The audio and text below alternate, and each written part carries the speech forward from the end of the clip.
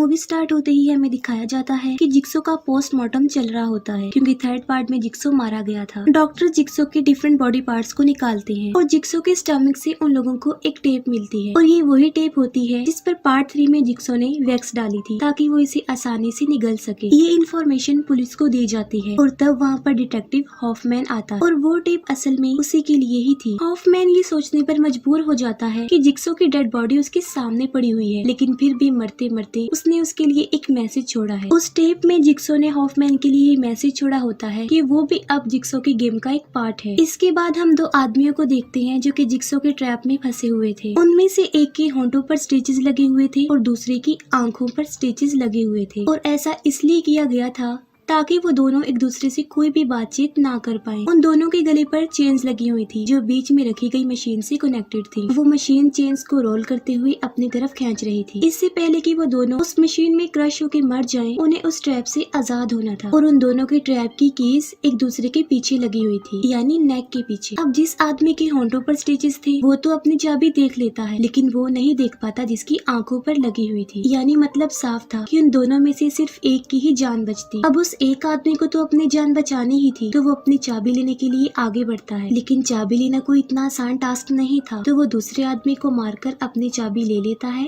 और खुद को आजाद कर लेता है। अब पुलिस ऑफिसर्स जिक्सो की लोकेशन पर जाते हैं जहाँ पर वो पहले हुआ करता था और उनमें एक सीनियर डिटेक्टिव जिसका नाम रिज होता है। वहाँ पर उन लोगों को डिटेक्टिव एलिसन की डेड बॉडी मिलती है जो पार्ट 3 के स्टार्ट में ही मर चुकी थी, लेकिन स्टिल उसकी डेड बॉडी उसी ट्रैप पर लटकी हुई थी। फिर हम दो सीनियर डिटेक्टिव्स को देखते हैं जिनमें एक मेल और दूसरी फीमेल होती है। अब क्योंकि एलिसन भी डिटेक्टिव थी तो वो दोनों उसे जानते थे और वो दोनों यहाँ पर जिक्सो का केस इन्वेस्टिगेट करने के लिए ही आए थे। मेल सीनियर एजेंट काफी समझदार होता है और वो समझ जाता है कि ये जिक्सो और अमेंडा का ट्रैप नहीं है, क्योंकि इतनी ज्यादा हाइट वाला ट्रैप वो नहीं लगा सकते, यानी मतलब साफ था कि उन दोनों के साथ कोई और भी मिला हुआ था। सेम नाइट डिटेक्टिव रिच के घर में उसके ऊपर कोई पिग मास्क पहना हुआ पर्सन अटैक कर देता है और जब वो सेंसेस में आता है तब वो देखता है कि वो अपने घर के ही बाथटब में है और वहाँ पर जिक्सो का मैसेज प्ले होता है और उसे पता चलता है कि वो भी अब जिक्सो की गेम का एक पार्ट है। और उसे कहा जाता है कि सिर्फ 90 मिनट्स में उसने एरिक और हॉफमैन जो कि अब ट्रैप में फंसे हुए थे और इवन कि खुद को भी उसने बचाना था। एरिक जो कि अभी भी जिंदा था, अमेंडा ने उसे मरने के लिए वहाँ पर छोड़ दिया था, लेकिन जिक्सो ने उसे बचाकर तकरीबन 6 माह से उसे वहाँ पर कैद किया हुआ था। अब रिच को उन दोनों तक पहुँचने के लिए कुछ टेस्ट पास करने होंगे। उसका पहला टेस्ट उसके अपने घर में ही होता है। वो एक रूम में देखता है कि एक लड़की पिग मास्क पहने हुई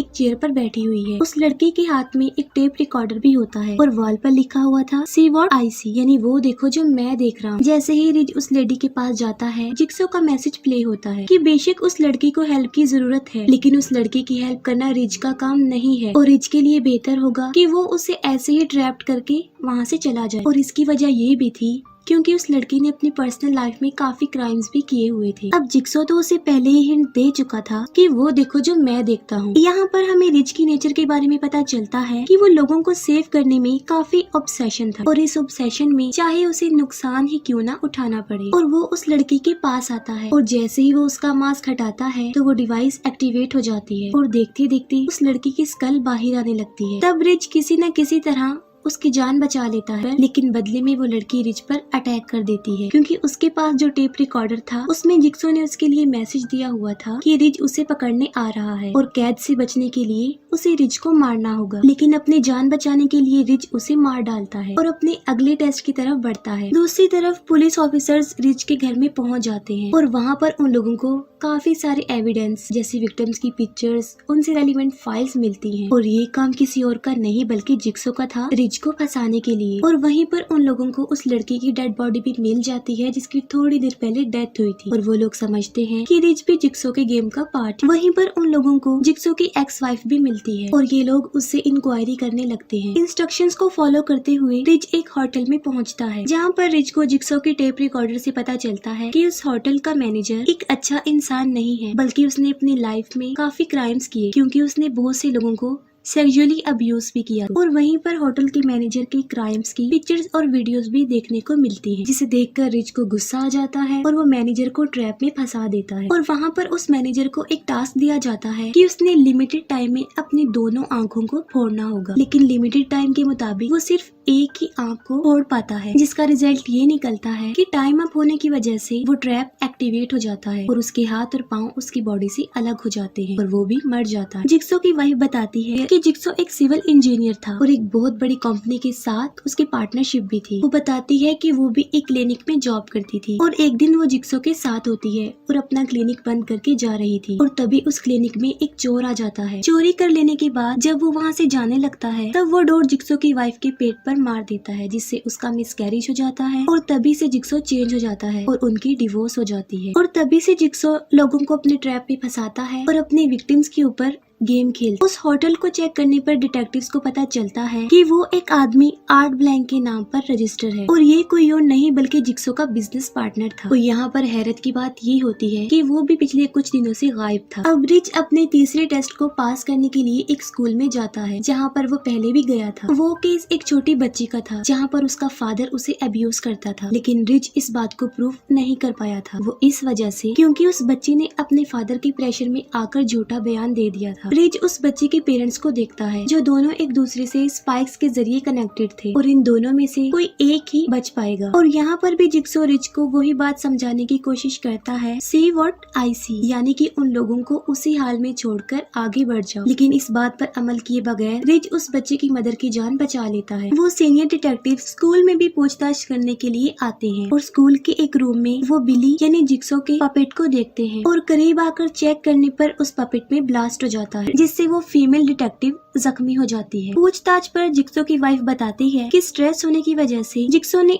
आर्ट ब्लैंक के साथ काम करना बंद कर दिया था और जब जिक्सो को पता चलता है कि उसे कैंसर है तो वो सुसाइड करने की कोशिश करता है, जिसमें उसका एक्सीडेंट होता है, लेकिन वो फिर भी नहीं मरता, बच जाता और बस इसके बाद से ही वो अपना गेम स्टार्ट करता है और लोगों को अपने ट्रैप में फंसाता है। तब वो सीनियर डिटेक्टिव इन सब सबूतों को इकट्ठा करके एक जगह का नाम पता करवाता है जो कि रिच की फाइनल लोकेशन थी। फिर हम एरिक को देखते हैं जिसे एक बहुत बड़े आइस ब्लॉक के ऊपर लटकाकर खड़ा किया गया था। एरिक के साथ ही हॉफमैन को भी बांध के रखा गया था। अगर एरिक आइस के ऊपर से स्लिप हो जाएगा या वो आइस मेल्ट हो जाएगी तो एरिक को फांसी हो जाएगी और उस जगह पर इलेक्ट्रिक शॉक होने की वजह से हॉफमैन भी मारा जाएगा। अब उन दोनों को वहाँ पर जिसने फंसाया हुआ था वो कोई और नहीं बल्कि जिक्सो का बिजनेस पार्टनर आर्ट ब्लैंक था। लेकिन साथ ही यहाँ पर हैरान कर देने वाली बात ये होती है कि आर्ट ब्लैंक जिक्सो का क्राइम पार्टनर नहीं बल्कि वो भी उसका एक विक्टिम होता है और उसके भी नेक के पीछे एक डिवाइस लगी हुई थी जो टास्क ना पूरा करने पर उसे मार डालेगी। वो 90 मिनट्स पूरे होने का वेट कर रहा था कि रिक जब 90 मिनट्स पूरे कर लेगा तो वो एक डिवाइस पर लगा हुआ बटन प्रेस करके खुद को और एरिक और उस हॉफमैन को बचा लेगा। लेकिन अगर कोई लिमिटेड टाइम से पहले उस डोर को ओपन कर देगा तब एरिक की दोनों साइड्स पर लगी हुई डिवाइस आपस में कनेक्ट हो जाएंगी और उसके सर के चीथड़े उड़ जाएंगे और उसके साथ साथ हॉफमैन भी मारा जाएगा। इतनी ही देर में रिच भी वहाँ पर पहुँच जाता है और एरिक उसे वार्न करता है कि वो उस रूम का दरवाजा ना खोले। आर्ट ब्लैंक ने एक गन एरिक को दी थी और वो उसे रिक पर शूट भी करता है, लेकिन रिच एक सेकंड रहते हुए भी अंदर आ जाता है और उस दरवाजे को खोल देता है, जिससे वो दोनों ट्रैप एक्टिवेट हो जाते हैं और एरिक के फेस को क्रैश कर देते हैं और उसके फेस के चीथड़े उड़ जाते हैं। रिच समझता है कि इस सब के पीछे आर्ट ब्लैंक रिस्पॉन्सिबल है तो वो उस पर भी गोली चला देता है। तब आर्ट ब्लैंक के पास रखा गया एक टेप रिकॉर्डर प्ले होता है और रिच को बताया जाता है कि वो जिक्सो के आखिरी टेस्ट में फेल हो गया है क्योंकि उसका जो ऑब्सेशन लोगों को बचाने का था वो किसी सेंस में गलत भी था, क्योंकि कुछ ऐसी कंडीशंस भी आ जाती हैं जहां पर किसी को बचाना किसी खतरे का मोल लेना होता है। और रिच को ये बात का यकीन दिलाना था